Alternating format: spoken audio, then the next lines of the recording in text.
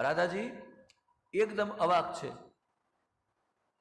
આજ એક પ્રાણ એ બે શરીરમાં વહેંચાઈ જવાના છે. રાધા અને કૃષ્ણ એક જ પ્રાણ છે, પણ આજ આ અલગ થઈ જશે. ઠાકુરજી ગયા, હે રાધે, તમે મારું હૃદય છો, તમારી આંખમાં આંસુ આવશે, હું જઈ નહીં શકું.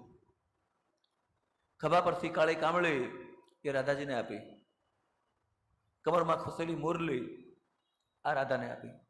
હે રાધે, આ કામળી, આ મુરલી આ તમે રાખો. બોલે, તમે વૃંદાવનમાં મને પ્રેમ મળ્યો એટલે અહીંયા હું મુરલી વગાડતો